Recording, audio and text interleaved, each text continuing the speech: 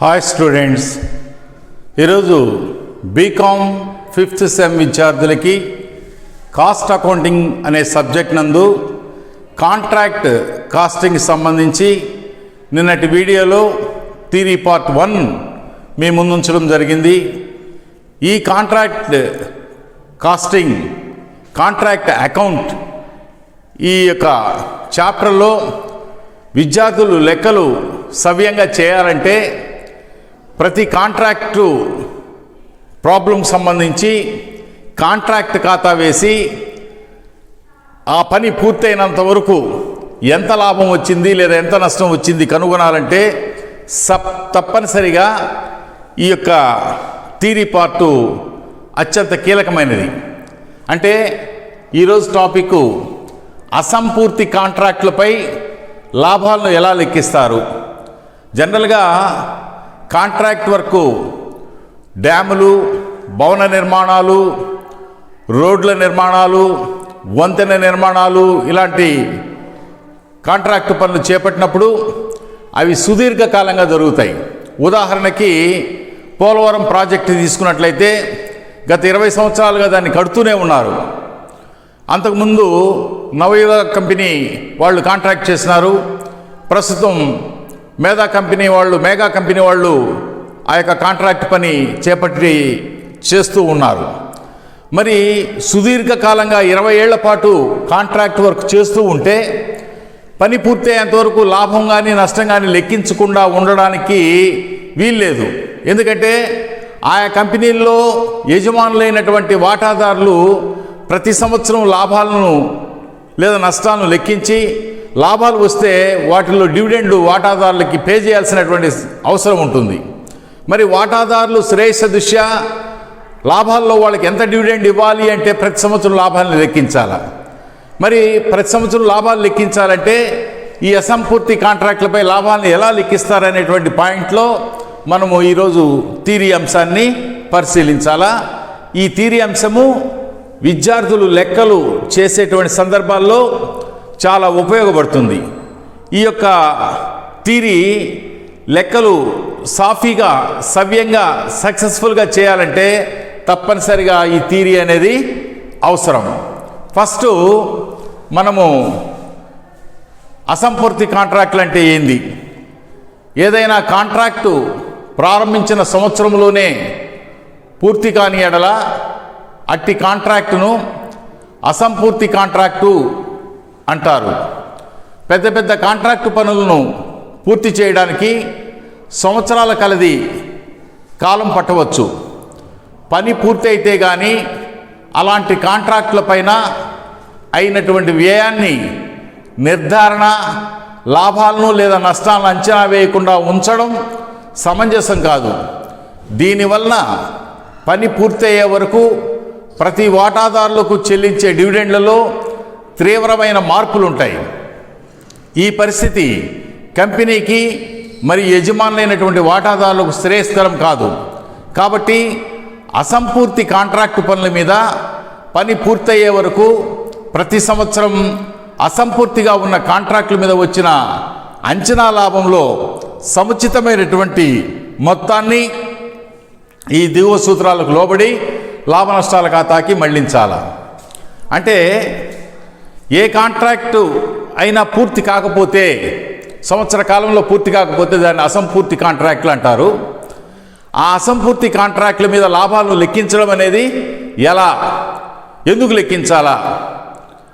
ఏ company అయితే ఆ contract పని చేపడుతుందో ఆ కంపెనీ యొక్క షేర్ హోల్డర్స్కి లాభాల్లో డివిడెండ్ పంచాలి అంటే ప్రతి ఏటా లాభాలు లెక్కించాలి. ఈ కాంట్రాక్ట్ 10 ఏళ్ళు పూర్తి కాదు, మరి 10 ఏళ్ల తర్వాతే లాభాలు కనుగొని 10 ఏళ్ల తర్వాతే వాటాదారులకు డివిడెండ్ ఇస్తామంటే వాటాదారులు ఒప్పుకోరు. ప్రతి ఏటా వాటాదారులకు డివిడెండ్ ఇవ్వాలంటే ప్రతి సంవత్సరము పని పూర్తయిన మేరకే లాభాలను అంచనా వేసి లాభ నష్టాల ఖాతాకు మళ్లించి ఆ లాభంలో నుంచి వాటాదారులకు డివిడెండ్ చెల్లించాలి.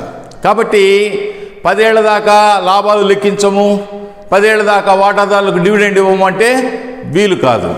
కాబట్టి ఇప్పుడు ఈ అసంపూర్తి కాంట్రాక్టుల మీద లాభాలను లెక్కించేటువంటి సందర్భాల్లో 3 సందర్భాలు ముఖ్యంగా ఉన్నాయి. అందులో ఒకటి, కొంతమేరకు మాత్రమే పూర్తయిన కాంట్రాక్టులు.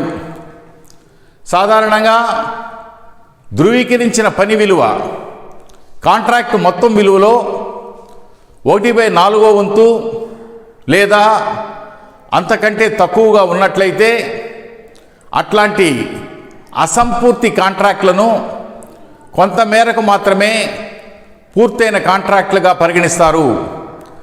ఇలాంటి కాంట్రాక్టుల్లో లాభ నష్టాల ఖాతాకు లాభాన్ని ఏమాత్రము మళ్లించరాదు. మొత్తం లాభాన్ని రిజర్వుకు బదిలీ చేయాలి. అయితే నష్టం సంభవించిన ఎడల నష్టాన్ని లాభ నష్టాల ఖాతాకు బదిలీ చేయాలి. ఇది థియరీ పార్ట్. ఇందులో ఉండే విషయం ఏంటంటే, కొంతమేరకు మాత్రమే పూర్తయిన కాంట్రాక్టులు అంటే 4 భాగాల కాంట్రాక్టు అనుకుంటే అందులో 1 భాగమే పూర్తయింది, అంటే 1 క్వార్టర్ పూర్తయింది, అంటే పావు వర్క్ జరిగింది, అంటే 1/4 వర్క్ జరిగింది. 1/4 వర్క్ కానీ 1/4 కన్నా తక్కువ కానీ జరిగినట్లయితే ఆ సంవత్సరం లాభాన్ని లెక్కించబడ్డా. ఆ అంచనా కట్టినటువంటి ఆ లాభాన్ని మొత్తం రిజర్వుకు మళ్లించాలా. లాభ నష్టాల ఖాతాకి 1 రూపాయి కూడా మళ్లించాల్సిన అవసరం లేదు. ఎప్పుడు అసంపూర్తి కాంట్రాక్టుల్లో 1/4 వంతు కన్నా తక్కువ అయితే, 1/4 వంతు కానీ అంతకన్నా తక్కువైనట్లయితే ఆ సంవత్సరము కాంట్రాక్టు పనుల మీద లాభం లెక్కించకుండా ఆ అంచనా కట్టిన లాభాన్ని మొత్తం రిజర్వ్ ఖాతాకి మళ్లించాలి. అప్పుడు no dividend for share holders. అయితే ఒకవేళ నష్టం వస్తే ఏంటి సార్, 1/4 వంతు కన్నా తక్కువ పని అయింది, లాభం అంచనా కట్టిన లాభం లాభ నష్టాల ఖాతా మళ్లిస్తాం. లాభ నష్టాల ఖాతా మళ్లించకుండా మొత్తం రిజర్వ్ ఖాతాకు మళ్లిస్తాం. 1/4 వంతు కన్నా పని తక్కువ అయితే లాభాన్ని రిజర్వ్ ఖాతాకు మళ్లించాలి కానీ లాభ నష్టాల ఖాతాకి మళ్లించకూడదు. ఒకవేళ నష్టం వస్తే మాత్రము లాభ నష్టాల ఖాతాకి ఆ నష్టాన్ని మళ్లించాలి. అంటే దీన్ని బట్టి మనకేమర్థమవుతుందంటే 1/4 వంతు 4 భాగాల్లో 1 భాగం క్వార్టర్ వర్క్ కానీ అంతకన్నా తక్కువ కానీ పని పూర్తయినటువంటి సందర్భాల్లో 4 భాగాల్లో 1 భాగం కానీ లేదా అంతకన్నా తక్కువ కానీ, అంటే 1/4 వంతు కానీ అంతకన్నా తక్కువ కానీ వర్క్ అయితే ఆ సంవత్సరం లాభాన్ని పూర్తిగా రిజర్వుకు మళ్లించాలి, లాభ నష్టాల ఖాతాకు మళ్లించకూడదు. నష్టం వస్తే మాత్రం లాభ నష్టాల ఖాతాకి మళ్లించాలి. రెండో పాయింట్కి వచ్చినట్లయితే, చాలా వరకు పూర్తయిన కాంట్రాక్టులు, ఇటువంటి కాంట్రాక్టుల్లో భావిత లాభాన్ని, అంటే నోషనల్ ప్రాఫిట్, భావిత లాభం అంటే ఊహించిన లాభం, నోషనల్ ప్రాఫిట్ని కనుగొని అందులో కొంత భాగాన్ని లాభ నష్టాల ఖాతాకు మళ్లించి మిగతాది రిజర్వ్లో ఉంచుతారు. లాభ నష్టాల ఖాతాకు మళ్లించదగిన లాభాన్ని కనుగొనడానికి ఈ ఏబి అనేటువంటి 2 సూత్రాలు మనకి పనికొస్తాయి.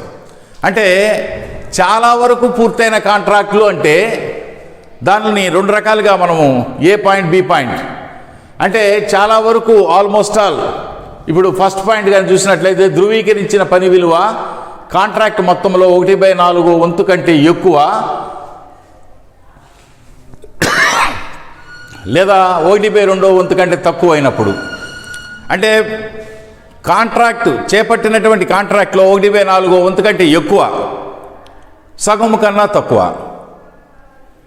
అంటే చేపట్టినటువంటి పనిలో 1/4 వంతు కంటే ఎక్కువ అయ్యండి, సగం కన్నా తక్కువ అయ్యింటే అప్పుడు లాభాన్ని ఎలా లెక్కిస్తారు అంటే ఈ సూత్రం, ఊహించిన లాభం నోషనల్ ప్రాఫిట్ ఇంటూ 1/3 ఇంటూ వచ్చిన నగదు బై ధృవీకరించిన పని విలువ.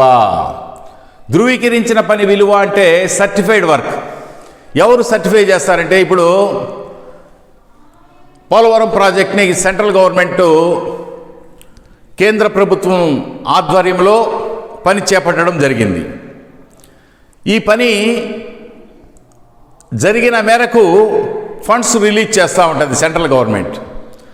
ఎంత పని జరిగింది అనేది సర్టిఫై చేసేది ఎవరంటే కేంద్ర ప్రభుత్వము చేత నియమితులైనటువంటి సివిల్ ఇంజనీర్సు ఎంత మేరకు పని అయిందో ఆ పనిని ధృవీకరిస్తారు. దాన్ని ధృవీకరించిన పని వర్క్ సర్టిఫైడ్. అంటే ఇంజనీరింగ్ సెక్షన్ వాళ్ళు ఇంతవరకు పూర్తయిందని వాళ్ళు సర్టిఫికేట్ ఇస్తే ఆ పూర్తయిన పనికి ఫండ్స్ కేంద్ర ప్రభుత్వం రిలీజ్ చేస్తుంది. ఇప్పుడు మనం ఈ సూత్రంలో ఉండేటువంటి విషయం ఏంటంటే, కాంట్రాక్ట్ పనిలో 1/4 వంతు కన్నా ఎక్కువ అయ్యి సగం కన్నా తక్కువ అయితే అప్పుడు నోషనల్ ప్రాఫిట్ని ఈ విధంగా, అంటే నోషనల్ ప్రాఫిట్లో లాభ నష్టాల ఖాతాకు మళ్లించేటువంటి లాభం ఎలా ఉంటుంది అంటే, నోషనల్ ప్రాఫిట్ అంటే ఊహించిన లాభం ఇంటూ 1/3 ఇంటూ వచ్చిన నగదు బై ధృవీకరించిన పని విలువ. అంటే ఈ యొక్క కాంట్రాక్టరు ఇప్పుడు మేఘా కంపెనీ వాళ్ళు ఇంతవరకు ఇంతవరకు సర్టిఫై జరిగింది, ఇంతవరకు సర్టిఫై అయింది అంటే ఇంత పని జరిగిందని చెప్పేసి కేంద్ర ప్రభుత్వం యొక్క ఇంజనీర్స్, సివిల్ ఇంజనీర్స్ చెప్పినప్పుడు ఆ సర్టిఫై అయినటువంటి వర్క్ అంటే ఆ ధృవీకరించిన పనికి ఇంత అంచనా గట్టి లాభం రావచ్చు అని చెప్పి అనుకుంటే, సివిల్ ఇంజనీర్సు ఎంత వర్క్ సర్టిఫై అయిందో దాన్ని ధృవీకరించిన పని అంటారు. ఇంత ధృవీకరించిన పనికి ఇంత ఊహించిన లాభం అని చెప్పి కాంట్రాక్టర్ అంచనా వేసినప్పుడు కేంద్ర ప్రభుత్వం నుంచి వచ్చిన నగదికి ఎంత లాభం, అంటే ఇంత సర్టిఫైడ్ వర్క్కి ఇంత ఊహించిన లాభం అయితే వచ్చిన నగదికి ఎంత లాభం అనేటువంటి విషయంలో 1/3 తీసుకొని ఆ లాభాన్ని లాభ నష్టాల ఖాతాకు మళ్లించి మిగిలిన మొత్తాన్ని రిజర్వ్లో ఉంచేయడం జరుగుతుంది. ఒకవేళ బి పాయింట్ కానీ తీసుకున్నట్లయితే, ధృవీకరించిన పని 1/2 వంతు లేదా అంతకు మించినప్పుడు, సగము కానీ లేదా సగం కన్నా ఎక్కువ అయినప్పుడు అప్పుడు లాభ నష్టాల ఖాతాకు మళ్లించాల్సిన లాభం ఎలా కనుక్కుంటామంటే ఇదే ఫార్ములా. భావిత ఊహించిన లాభము, ఇక్కడ కూడా భావిత ఊహించిన లాభం అంటే నోషనల్ ప్రాఫిట్ ఇంటూ 1/3 అన్నాం. 3 భాగాల్లో 1 భాగం 1/4 వంతు కన్నా తక్కువ, సగము కంటే 1/4 వంతు కంటే ఎక్కువ, సగము కంటే తక్కువ అన్నప్పుడు 3 భాగాల్లో 1 భాగం మాత్రమే ఇక్కడ వేసి 1/3 తీసుకున్నాం. అలా కాకుండా సగం కంటే ఎక్కువ పని జరిగినటువంటి సందర్భాల్లో 3 భాగాల్లో 1 భాగం పోతే ఇంకా 2/3 వంతు మిగిలి ఉంటుంది. కాబట్టి 2/3 ఇంటూ వచ్చిన నగదు బై ధృవీకరించిన పని. ఫార్ములా ఇదే. ఈ ఫార్ములాకి తేడా ఎక్కడ వస్తుంది? ఈ ఫార్ములా ఎప్పుడు ఉపయోగిస్తున్నాం? 1/4 వంతు కంటే ఎక్కువ, సగము కన్నా తక్కువ అయినప్పుడు నోషనల్ ప్రాఫిట్ ఇంటూ 1/3 ఇంటూ వచ్చిన నగదు బై ధృవీకరించిన పని, cash received by work certified. అదే సగము కన్నా ఎక్కువ అయినప్పుడు, ఇది సగము కన్నా తక్కువ అయినప్పుడు, 1/4 వంతు కన్నా ఎక్కువ అయినప్పుడు ఈ సూత్రము ఇచ్చిన లెక్కలో సగము పని కన్నా ఎక్కువ అయినటువంటి సందర్భాల్లో విద్యార్థులు ఏం చేయాలా? లాభ నష్టాల ఖాతాకు మళ్లించవలసినటువంటి నోషనల్ ప్రాఫిట్లో 2/3 తీసుకోవాలా. అంటే ఇక్కడ 1/3 ఉంది, ఇక్కడ 2/3. 1/3 అంటే 3 భాగాల్లో 1 భాగం, ఇంకా మిగిలింది ఎన్ని? 2/3 వంతు. సో ఆ 1/3 అనేది రెండో సూత్రంలో 2/3 అవుతుంది. ఇంక ఈ అంశాలన్నీ మామూలే. భావిత ఊహించిన లాభం, భావిత లాభం, నోషనల్ ప్రాఫిట్ 1/3 ప్లస్లో ఇక్కడ 2/3 వస్తుంది. వచ్చిన నగదు, ఇక్కడ వచ్చిన నగదు డివైడెడ్ బై ధృవీకరించిన పని విలువ డివైడెడ్ బై ధృవీకరించిన పని విలువ. అంటే సూత్రము యాజ్ ఇట్ ఈజ్గా ఉంటుంది. 1/4 వంతు కంటే ఎక్కువ, సగము కంటే తక్కువ అయినప్పుడు 1/3 తీసుకుంటాం. అదే సగము కన్నా ఎక్కువైనప్పుడు అంటే 1/2 వంతు లేదా అంతకు మించినప్పుడు 2/3 అనేది మెన్షన్ చేస్తాం. ఫార్ములా ఒకటే. 1/3 ఎప్పుడు వేయాలా, 2/3 ఎప్పుడు వేయాలనేది విద్యార్థులు గమనించాలి. 1/3 ఎప్పుడు వేయాలంటే 1/4 వంతు పని కన్నా ఎక్కువ, సగము కన్నా తక్కువ అయినప్పుడు 1/3. ఇది 2/3 ఎప్పుడు వేయాలంటే సగము పని కానీ, ఉన్న పనిలో సగము కానీ, అంతకన్నా ఎక్కువ కానీ, అంటే ఒక 1000 కోట్ల పని అనుకో, సగము పని అంటే 500 కోట్ల పని అయిపోయింది. లేదా అంతకంటే ఎక్కువ అంటే 700 కోట్లు. అంటే సగము పని కానీ అంతకన్నా ఎక్కువ కానీ అయినప్పుడు 2/3 వేయాలా, సగము కంటే తక్కువైనప్పుడు 1/3 వేయాలా. ఈ 2 అంశాలు గమనించినట్లయితే చాలా వరకు పూర్తయిన కాంట్రాక్టు పనుల్లో అంచనా కట్టిన లాభంలో లాభ నష్టాల ఖాతాకు మళ్లించాల్సినటువంటి పోర్షను ఈ సూత్రాల ద్వారా మనము తెలుసుకోవాల్సి ఉంటుంది. అలా కాకుండా లాస్ట్ స్టేజీ దాదాపు పని పూర్తయిన కాంట్రాక్టులు, ఇటువంటి కాంట్రాక్టుల్లో అంచనా వేసిన లాభాన్ని కనుగొని అందులో కొంత భాగాన్ని లాభ నష్టాల ఖాతాకు మళ్లించి మిగతాది రిజర్వ్లో ఉంచుతారు. అంచనా వేసిన లాభాన్ని estimated profit or notional profit కనుక్కోవడానికి కాంట్రాక్ట్ మీద అప్పటి వరకు అయిన వ్యయానికి కాంట్రాక్ట్ పూర్తి చేయవలసిన భాగానికి గల గరిష్ట వ్యయాన్ని కలిపి ఆ మొత్తం అంచనా వ్యయాన్ని కాంట్రాక్ట్ ధర నుంచి తీసివేస్తారు. అంచనా వేసిన లాభాన్ని లెక్కించిన తర్వాత ఈ క్రింది సూత్రాలలో ఏ ఒక్క సూత్రము ద్వారానైనా లాభ నష్టాల ఖాతాకు మళ్లించదగిన లాభాన్ని కనుగొనవచ్చును. ఇప్పుడు వరకు మనం చెప్పింది ఏంది? ఫస్ట్ స్టేజ్లో 1/4 వంతు కన్నా పని తక్కువైతే లాభాన్ని లాభ నష్టాల ఖాతాకు మళ్లించకూడదు. నష్టం వస్తే మాత్రం లాభ నష్టాల ఖాతాకు మళ్లించాలా. 1/4 వంతు కన్నా తక్కువ అయితే లాభాన్ని మళ్లించకుండా ఉన్న లాభాన్ని రిజర్వ్ ఖాతా మళ్లించాలా. రెండో పాయింట్లో ఏం చెప్పాము? 1/4 వంతు కన్నా ఎక్కువ, సగము కన్నా తక్కువ అయినటువంటి సందర్భాల్లో ఈ సూత్రాన్ని ఫాలో అయ్యి ఈ సూత్ర ప్రకారము అంచనా కట్టిన లాభంలో ఈ సూత్ర ప్రకారం వచ్చినటువంటి లాభాన్ని లాభ నష్టాల ఖాతాకు మళ్లిస్తారు. ఈ యొక్క బి అంశంలో సగము కానీ అంతకన్నా ఎక్కువ కానీ వర్క్ ఫినిష్ అయినటువంటి సందర్భాల్లో ఈ సూత్ర ప్రకారము లాభాన్ని కనుగొని లాభ నష్టాల ఖాతాకు మళ్లించడం జరుగుతుంది. ఒకవేళ పని 95% ఆర్ 97-98% పూర్తి అయిపోయింది, దాదాపు ఆల్మోస్ట్ ఆల్ పని పూర్తి అయిపోయింది. అలాంటి సందర్భాల్లో ముఖ్యంగా ఏ ఫార్ములా కానీ లేదా సి ఫార్ములా కానీ ఫాలో అయ్యి దాని ప్రకారము లాభంలో కొంత భాగాన్ని రిజర్వ్గా మళ్లించి మిగిలిన లాభాన్ని లాభ నష్టాల ఖాతాకి మళ్లించాలి.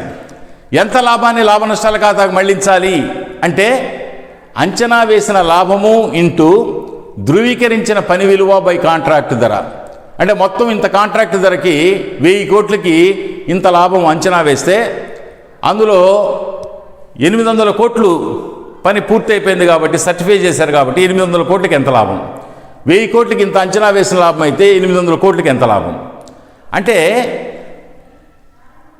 ఆల్మోస్ట్ ఆల్ 95% అబౌవ్, అంటే ఆల్మోస్ట్ ఆల్ పూర్తి అయినప్పుడు లాభాన్ని కనుగొని ఆ లాభంలో కొంత భాగాన్ని లాభ నష్టాల ఖాతా మళ్లించి మిగిలిన లాభాన్ని రిజర్వ్లో ఉంచుతారు. ఎంత లాభాన్ని లాభ నష్టాల ఖాతా మళ్లించాలి అనేదానికి ఈ సూత్రం. అంటే అంచనా వేసిన లాభము ఇంటూ ధృవీకరించిన పని విలువ, వర్క్ సర్టిఫైడ్ బై కాంట్రాక్ట్ ధర. ఇంత కాంట్రాక్ట్ ధరకి ఇంత అంచనా వేసిన లాభం అయితే ధృవీకరించిన పనికి ఎంత లాభము, పని ఎంతవరకు అయిందో దాని వరకు ఎంత లాభము, మొత్తం కాంట్రాక్ట్కి ఇంత లాభం అయితే పని ఎంతవరకు జరిగిందో ఆ పనికి ఎంత లాభం అనే దాని సూత్ర ప్రకారం ఎలా చెప్తున్నాం? అంచనా వేసిన లాభము ఇంటూ ధృవీకరించిన పని విలువ బై కాంట్రాక్ట్ ధర. ఈ ఫార్ములా ప్రకారము మనము దాదాపు పని పూర్తయినటువంటి కాంట్రాక్టుల్లో లాభాన్ని కనుగొని దాన్ని లాభ నష్టాల ఖాతాకు మనము మళ్లించాల్సినటువంటి పరిస్థితి ఉంది. అంటే ఏ సూత్రము కానీ 4 సూత్రాలు ఇచ్చినాం, ABCD. ఈ 4 సూత్రాల్లో ఏ సూత్రమైనా సరే ఫాలో అయ్యి లాభాన్ని కనుగొని లాభ నష్టాల ఖాతాకు మళ్లించవచ్చు. అయితే విద్యార్థులకి పరీక్షలో ఇచ్చే ప్రాబ్లమ్స్ ఎక్కువగా ఫస్ట్ 1/4 వంతు కన్నా తక్కువైనటువంటి సందర్భాల్లో లేదా 1/4 వంతు కన్నా పని ఎక్కువై సగము కన్నా తక్కువైనటువంటి సందర్భాల్లో, థర్డ్ వచ్చేసి సగము కానీ అంతకన్నా ఎక్కువైన సందర్భాల్లో ప్రాబ్లమ్స్ ఇస్తున్నాడు కాబట్టి పరీక్షలో ఈ ఫార్ములాస్ని మనం గుర్తుపెట్టుకోవాలి. ఒకవేళ ఆల్మోస్ట్ ఆల్ పని పూర్తి అయితే ఆ లాభాన్ని కనుగొనేటువంటి అసంపూర్తి పనుల మీద, అసంపూర్తి కాంట్రాక్టుల మీద లాభాన్ని లెక్కించేటువంటి సందర్భాల్లో, దాదాపు పని పూర్తయినటువంటి సందర్భాల్లో, ఆల్మోస్ట్ ఆల్ వర్క్ ఫినిష్ అయినటువంటి సందర్భాల్లో ABCD ఈ 4 సూత్రాల్లో ఏ సూత్రం వేసినా కూడా లాభం వస్తుంది. ఆ లాభాన్ని మనం లాభ నష్టాల ఖాతాకి మళ్ళించాలి. విద్యార్థి ఈ యొక్క పాయింట్ని, ఈ ఏ పాయింట్ అంచనా వేసిన లాభము బై ఇంటూ ధృవీకరించిన పని విలువ బై కాంట్రాక్ట్ ధర, ఇంత కాంట్రాక్ట్ ధరకి ఇంత అంచనా వేసిన లాభం అయితే ధృవీకరించిన పనికి ఎంత లాభము అనేటువంటి ఈ ఫార్ములా ఆధారంగా మనము లాభాన్ని లెక్కించి లాభ నష్టాల ఖాతాకు మళ్లించడం జరుగుతుంది. ఒకవేళ ఖర్చుల ప్రాతిపదిక ఖర్చుల్ని దృష్టిలో పెట్టుకొని లాభాన్ని లెక్కించేటువంటి సందర్భాల్లో సి అంచనా వేసిన లాభము ఇంటూ అంతవరకు పని మీద అయిన ఖర్చు బై అంచనా వేసిన మొత్తం ఖర్చు. ఈ 1000 కోట్ల కాంట్రాక్ట్కి మొత్తం ఖర్చు ఇంత మొత్తం ఖర్చుకి ఇంత అంచనా వేసిన లాభం అయితే పని అయినంత వరకు ఎంత ఖర్చు పెట్టామో దానికి ఎంత లాభము అంటే ఫార్ములా ఎలా వస్తుంది? అంచనా వేసిన లాభము ఇంటూ అంతవరకు పని మీద అయిన ఖర్చు. ఎంతవరకు పని 90% అయిందనుకో, ఆ 90% వరకు ఎంత ఖర్చు పెట్టామో ఆ ఖర్చు బై మొత్తం అంచనా వేసింది పూర్తి స్థాయిలో వర్క్ ఫినిష్ కావడానికి అయినటువంటి అంచనా వేసిన మొత్తం ఖర్చు. ఇంత మొత్తం ఖర్చుకి ఇంత లాభం అయితే పని అయినంత వరకు ఎంత ఖర్చు పెట్టావో ఆ ఖర్చుకి ఎంత లాభం అనేటువంటి ఈ ఫార్ములాని దృష్టిలో పెట్టుకొని లాభాన్ని కనుగొని లాభ నష్టాల ఖాతాకు మళ్లించాలి. కాబట్టి ఆల్మోస్ట్ ఆల్ పని పూర్తయినటువంటి సందర్భాల్లో ఏ సూత్రము కానీ సి సూత్రము కానీ విద్యార్థులు గమనించినట్లయితే ఈ 2 సూత్రాల్లో ఏదో ఒక సూత్రాన్ని ఖర్చుల ప్రాతిపదికగా లాభాన్ని కనుగొనడం, లేదా ఈ ధృవీకరించిన పని విలువ మొత్తం కాంట్రాక్ట్ ధరలో ఎంత ధృవీకరించారో దాని ఆధారంగా అంచనా వేసిన లాభంలో భాగాన్ని లాభ నష్టాల ఖాతాకు మళ్లించి మిగిలింది రిజర్వ్లో ఉంచడం అనేది జరుగుతుంది. ఈ థియరీ పాయింట్స్ని మీరు ఈ సూత్రాలను కానీ గుర్తుపెట్టుకున్నట్లయితే లెక్కలు సునాయాసంగా విద్యార్థులు చేసేదానికి అవకాశం ఉంటుంది. ఒకటే గుర్తుపెట్టుకోండి, 1/4 వంతు కన్నా తక్కువ పని అయితే 1000 కోట్లలో 250 కోట్లు లేదా 240 కోట్లు పని పూర్తయింది. లాభాన్ని లెక్కించవలసిన అవసరం లేదు. ఆ సంవత్సరం జరిగిన పని, అప్పటి వరకు జరిగిన పని మీద వచ్చిన లాభాన్ని మొత్తం రిజర్వ్ ఖాతాకు మళ్లించి నష్టం వస్తే మాత్రం లాభ నష్టాల ఖాతాకు మళ్లించాలి. అంటే 1/4 వంతు కన్నా తక్కువ అయినటువంటి సందర్భాల్లో లాభాలను లెక్కించాల్సిన అవసరం లేదు. కాబట్టి ఇక్కడ నో ఫార్ములా. ఇక్కడ విద్యార్థులు ఈ 2 సూత్రాలు ఎప్పుడు వస్తాయంటే 1/4 వంతు కన్నా ఎక్కువ, సగము కన్నా తక్కువైన సందర్భాల్లో ఈ ఫార్ములా లాభాలు లెక్కించేదానికి. సగము కానీ అంతకన్నా ఎక్కువ పని అయినప్పుడు 1000 కోట్లలో 500 కోట్ల పని కానీ లేదా 600 కోట్ల పని కానీ పూర్తయినప్పుడు ఈ సూత్రం 1/2 వంతు కన్నా ఎక్కువ అయినటువంటి సందర్భాల్లో 2/3, 1/2 వంతు కన్నా తక్కువైన సందర్భాల్లో 1/3. ఇలాంటి బ్లైండ్ హింట్స్ గుర్తుపెట్టుకొని లెక్కల్లో లాభ నష్టాల ఖాతాకి మళ్లించాల్సిన లాభం ఎంత అనేది ఈ అసంపూర్తి కాంట్రాక్టుల్లో లెక్కించడం జరుగుతుంది. ఒకవేళ దాదాపు పని పూర్తయిపోతే ఈ సూత్రము కానీ మొత్తం కాంట్రాక్ట్కి ఇంత అంచనా వేసిన లాభం అయితే సర్టిఫై చేసిన పనికి, ధృవీకరించిన పనికి పని పూర్తయినంత వరకు ఎంత లాభం అనేది క్యాలిక్యులేట్ చేసి ఆ లాభాన్ని లాభ నష్టాల ఖాతా మళ్ళిస్తారు. అంటే ఏ ఫార్ములా ఫాలో అయితే చాలు. లేదా ఖర్చుల ఆధారంగా లాభాన్ని లెక్కించే పని అయితే ఇంత మొత్తం అంచనా వేసిన ఖర్చుకి ఇంత లాభం అయితే అప్పటి వరకు పని మీద అయిన ఖర్చుకి ఎంత లాభం అనేది లెక్కించి ఆ లాభాన్ని లాభ నష్టాల ఖాతాకు మళ్లించాలి. అంటే 95% అబవ్, దాదాపు ఆల్మోస్ట్ ఆల్ పని పూర్తయినప్పుడు ఈ 4 సూత్రాల్లో ఏ సూత్రము సి సూత్రాన్ని గుర్తుపెట్టుకుంటే సరిపోతుంది.